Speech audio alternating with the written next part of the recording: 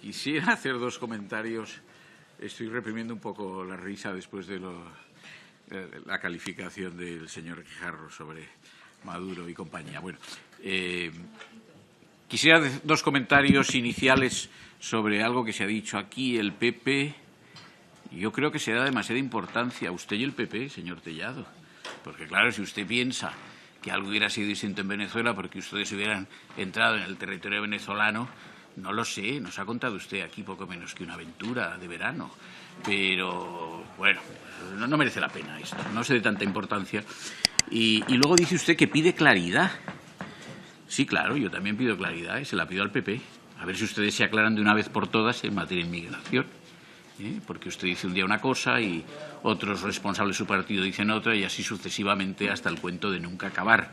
Entonces, no se puede pedir claridad cuando lo que se quiere es que no haya claridad. ¿Qué es lo que quiere el PP? Porque sigue engolfado en esa historia que ha tenido rentabilidad electoral en el pasado, de que se gana con el voto del centro. Bueno, pues muy bien, pero entonces no vengan con cuentos chinos y digan, nosotros lo que somos es oscuros, somos oscuros, ambiguos, deliberadamente, y por lo tanto queremos el voto de todos aquellos que quieran ser oscuros, ambiguos y por lo tanto no claros. Pero sin ser claro, pedir claridad, eso es una contradicción, y una contradicción en contra de otras que ha mencionado el señor Guijarro, está, a mi juicio, imperdonable. Bien.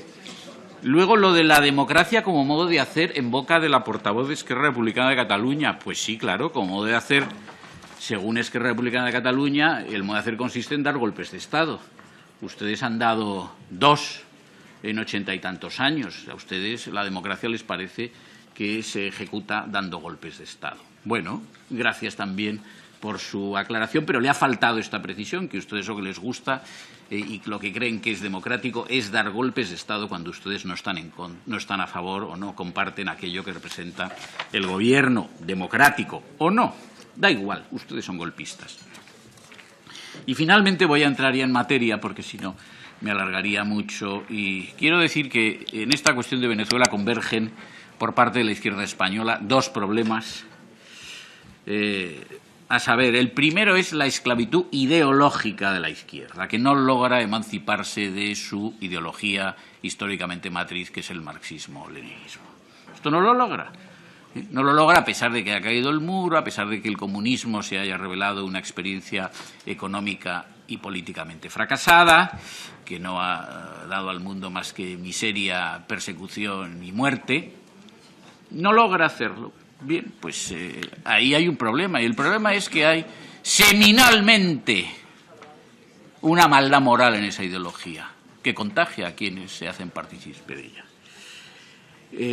Y por lo tanto, pues la izquierda española, de un modo o de otro, como ha hecho el señor Guijarro ahora, o como hace el Partido Socialista y el Gobierno, siguen apoyando regímenes políticos de ese signo marxista-leninista, más o menos descafeinado o aguerrido, como puedan ser Venezuela, Cuba, Nicaragua, etc. El segundo es la incompetencia comprobada, contrastada, del ministro español de Asuntos Exteriores, señor Álvarez, perfectamente acompasada a lo que es una errática política exterior del Gobierno español desde 2018. En octubre de 2023, el señor Álvarez pidió que la Unión Europea levantase las sanciones, las llamadas medidas restrictivas, impuestas a Venezuela por la Unión Europea en 2016. Esta es la capacidad prospectiva, la lucidez, la clarividencia del ministro de Asuntos Exteriores. No voy a hablar de su antecesor en el cargo, no merece la pena. Todavía en abril de 2024, es decir, en este año, unos meses antes de las últimas elecciones de julio, el señor Álvarez insiste en que se revisen por la Unión Europea las sanciones, habida cuenta del pacto del Gobierno de Maduro con una parte mayoritaria de la oposición venezolana relativa al reconocimiento del derecho de cada partido a designar libremente su candidato en las elecciones presidenciales por celebrar el mes de julio siguiente. Todavía el señor Álvarez, en abril de 2024, sigue sin enterarse de nada.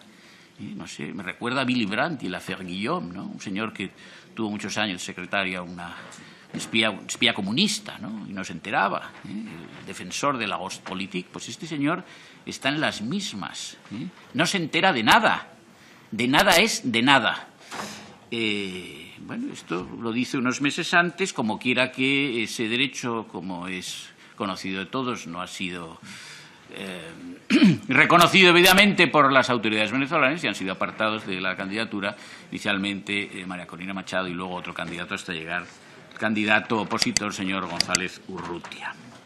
El 26 de agosto, ayer, el señor Álvarez, también con una ambigüedad calculada, despreciable moralmente, inaceptable políticamente desde un punto de vista democrático, parece adscribirse a la postura de la Unión Europea relativa a que se deben dar a conocer todas las actas electorales por las autoridades venezolanas para proceder a una verificación por terceros independientes, pero se niega a calificar como dictadura el régimen bolivariano. Tiene la mala fortuna de que ayer el presidente de Chile, connotado izquierdista, ha calificado el régimen de Maduro como dictadura y ha dicho que no ha lugar a repetir ningún proceso electoral. Señor Sánchez, tiene que ir terminando. Sí, voy a terminar.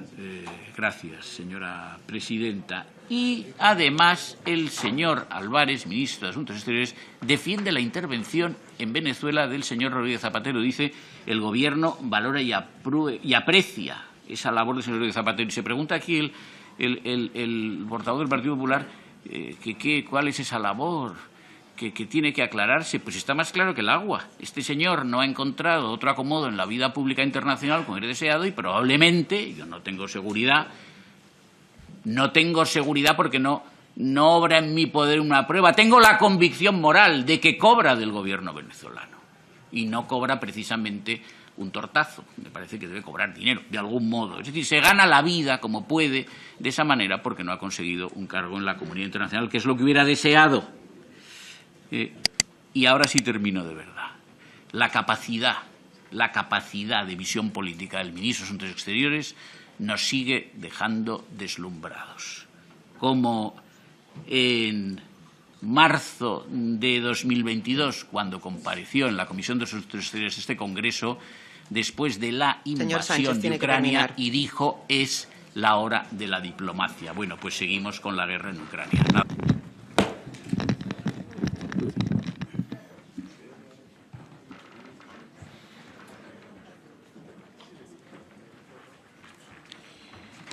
El problema que subyace en esta solicitud de comparecencia es un problema de amplio vuelo, de gran alcance, porque es el problema que representa para la democracia, que es un régimen de opinión, la existencia de medios de comunicación y o agencias de noticias de naturaleza pública, es decir, controlados por los gobiernos, el gobierno que sea, aunque haya órganos más o menos independientes u órganos de administración, la naturaleza pública de medios de comunicación o de agencias de noticias determina que en manos de los gobiernos haya instrumentos no de información, sino de propaganda. Esta existencia es de suyo contraria al principio de subsidiariedad. Es decir, en una sana filosofía política, el Estado no tiene por qué adentrarse en actividades que son desempeñadas suficientemente por la propia sociedad a través de iniciativas de naturaleza privada. Y en esta voluntad de los partidos de controlar la información a través de medios públicos y, por lo tanto, de realizar propaganda a su favor, pues yo no distingo claramente al Partido Socialista del Partido Popular, porque han actuado del mismo modo, más o menos, en todos los años de democracia desde la promulgación de la Constitución de 1968. Es un problema muy serio, pero es claro que ninguno de ellos quiere abordarlo. Y no quiere abordarlo porque abordarlo supondría aceptar la idea de renunciar a ese instrumento de propaganda que es la existencia de medios de comunicación públicos y de una agencia de noticias pública, por cierto, fundada en el gobierno de Burgos todavía durante la Guerra Civil, y por lo tanto una creación exclusiva del régimen de Franco, a la que aquí no renuncia nadie por mucha memoria histórica que haya. Esto es más claro que el agua.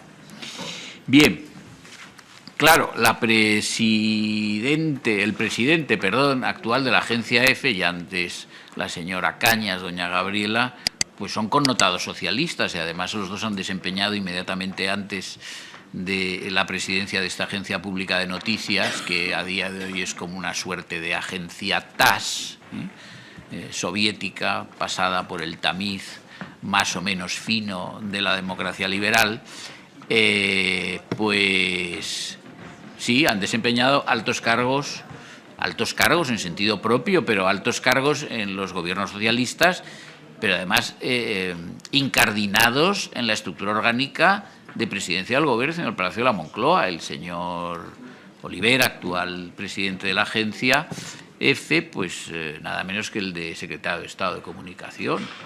Y la señora Cañas, directora general de información, en no sé qué exactamente qué dirección general de ese entramado de Moncloa en materia informativa, es decir, en materia de propaganda, ¿no? Recuerdo lo que he dicho muchas veces ya en esta Cámara, me parece que son 89 millones del presupuesto público los destinados a lo que se llama apoyo informativo de presidencia del Gobierno, 89 millones de euros. Se dice pronto, ¿eh? Se dice pronto. Bien, y luego está esta otra señora, una presidenta llamada interina de Radio Televisión Española, la señora Cascajosa, militante declarada del PSOE. Bueno, entonces, ¿qué vamos a esperar? ¿Qué vamos a esperar de esto? ¿Que la información sobre Venezuela y el fraude electoral cometido por Maduro sea imparcial? Pues no, no podemos esperar nada parecido. Claro, ¿qué podemos esperar? Que en la información, además de explicarnos todos los medios con los que se ha procedido a ese escrutinio más o menos fraudulento, se nos diga, como decía el 18 de agosto el New York Times, que desde julio del 24, desde las elecciones, 28 de julio, hay ya en Venezuela 24 muertos y más de 1.400 detenidos por la represión de Maduro? Pues no, sobre esto no se pondrá el acento ni se enfatizará. O que nos recuerden los 40 muertos ya en las protestas callejeras de 2014, porque esto no es nuevo. El señor Chávez llegó al poder en 1999, 25 años de tiranía izquierdista, que el Partido Socialista, cuando se le recuerda, pues mira para el otro lado o se pone a silbar. No, esto va camino de ser como Cuba. Entonces, ¿qué esperamos? Señoría, no su tiempo ha finalizado. Sí, no termine, podemos por favor. esperar nada. La política de comunicación del Gobierno, a través de estos órganos, lo que consiste en eso que el presidente del Gobierno llama fango. Bueno, pues fango y más fango y nada más que fango y se acabó. Todo lo demás es propaganda pura de un incompetente y un gobernante avieso.